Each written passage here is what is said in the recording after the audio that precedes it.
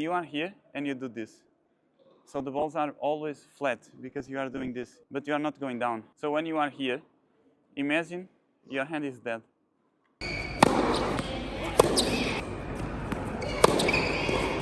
How much weight is your racket? 295.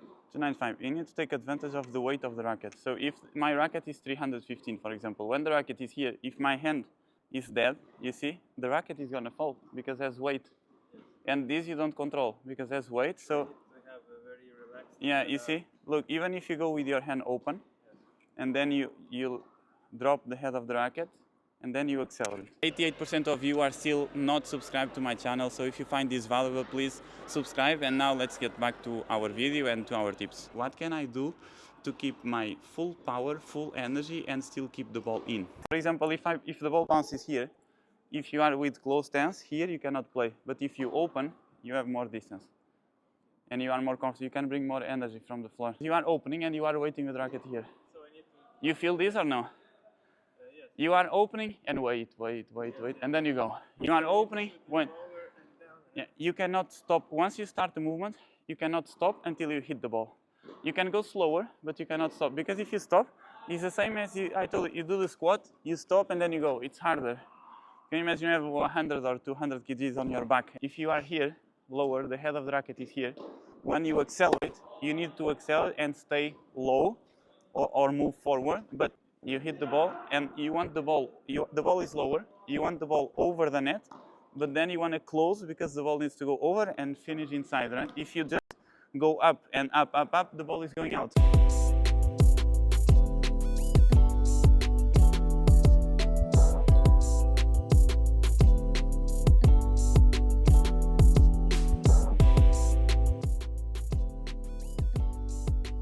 And now you have too much margin because your balls are in the mini tennis or a little bit after, not so deep. So you have much margin to accelerate even more, okay?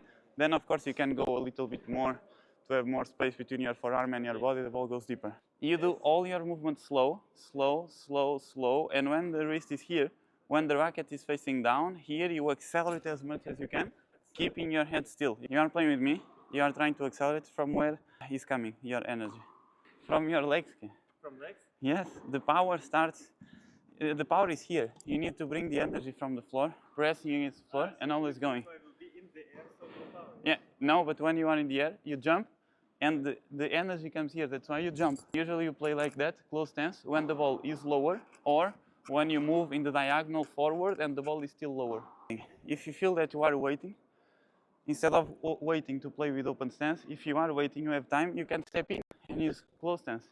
When you have more time, the ball is higher and you are doing the same movement. I know that. That's what I'm trying to understand what you are doing, like what you can do better. And this is one shot that you can improve. Yes, I can see that sometimes with a very high ball, a lot of time, I just. So if the ball is high, you cannot do the same movement in one ball that is high and you have time, and one ball that is super fast and low. Because if it's super fast and low, you just open. Right? If you have time, you need to prepare here. 2, 3, okay?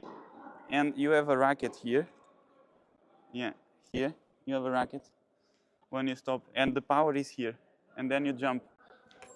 This. You always have a next ball, next point, unless the match is over. If you reach this far in the video, you will be so much ahead of 99% of players that didn't watch until this part, because for me this is the most valuable thing. But I know if I only share this, people is not eager to watch, or they don't want to watch until the end because they don't believe.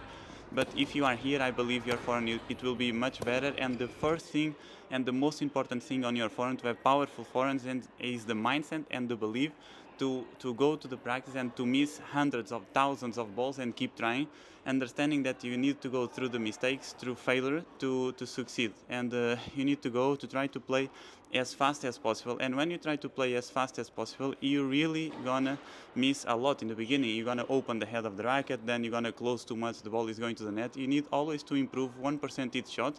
You need to always try to aim your max power and max speed and acceleration. And if you do this for lessons and lessons and lessons, everything is gonna be so much easier. and you will improve faster. You really need to believe on you. You need to go to the practice even on bad days or good days. Doesn't matter if you are in a good or bad day. You need to go, keep trying, keep believing, keep hitting hard, and one day things will go much better because you are used to higher pace of a higher rhythm in the ball. So even if you slow down a little when you play matches, it's gonna be so much more than the average players that you are controlling balls, but they think that you are playing aggressive. That's the most important thing, and that's what for me I value the most. So I value players that go to the practice and are not afraid to miss, and more important that they learn with every single mistake. So they miss fast, they miss a lot, they miss faster, and they learn even faster. That's the most important thing. You always can get better. And even though I teach the technique, all the technique from the start, this is for beginners. Then once you get better, you always change a little bit. You need to adapt. Sometimes a little bit to the side is enough to have more energy. Sometimes dropping a little bit more the racket is enough. Sometimes you need to do more open stance or more close stance. You start to understand what are the things that you do in all that shots that you accelerate, and then you create your own pattern. And if biomechanically is okay, you don't need to have a perfect shot, like technique perfect, because it's not enough to have a powerful shot. You need to be balanced, you need to feel all the topics of biomech, which is balance, inertia, opposite force. I mentioned this in all another videos, momentum and elastic energy and coordination. You need all of this, but to really have powerful shots, you really need to keep the balance when you accelerate.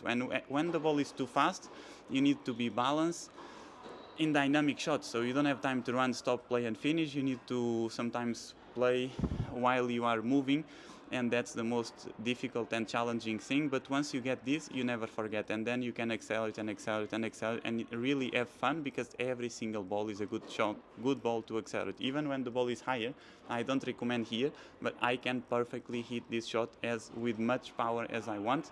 I rarely miss because I do this movement here. If the ball is too low, I can even accelerate even more. If the ball is here, it's perfect. So I do a lot of balls inside in and inside out.